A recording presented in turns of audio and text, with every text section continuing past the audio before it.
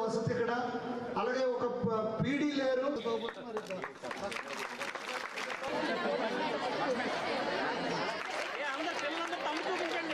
Education సెక్టర్లో దేశంలోనే number 1గా ఉండాలి అని ప్రతి ఒక్క స్కూల్లో ప్రతి కాలేజీలో కావాల్సినటువంటి ఇన్ఫ్రాస్ట్రక్చర్ నుంచి కరికులం దగ్గర నుంచి స్టూడెంట్స్కి ఏవేవైతే ఫెసిలిటీస్ మనం క్రియేట్ చేయాలో వాళ్ళని ఇన్స్పైర్ చేయడం మోటివేట్ చేయడానికి ఎలాంటి ఎన్వైర్న్మెంట్ స్కూల్స్లో కాలేజెస్లో క్రియేట్ చేయాలో ఆయన ఈరోజు సంస్కరణలు తీసుకొని వచ్చి ఆంధ్రప్రదేశ్ రాష్ట్రాన్ని ముందంజలో పెడుతున్నారు.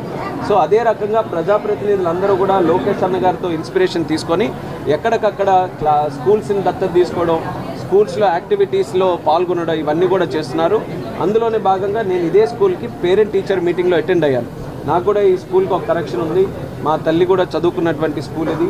అందుకని ఇక్కడ ఈ యొక్క జూనియర్ కళాశాలలో ఏదైతే పిల్లలు కొన్ని సందర్భాల్లో బయట కూర్చొని ఎండల్లో కూడా కూర్చొని చదువుకోవాల్సి వస్తుంది. ఎందుకంటే టౌన్లో ఉండడం వల్ల డిమాండ్ ఎక్కువ ఉంది.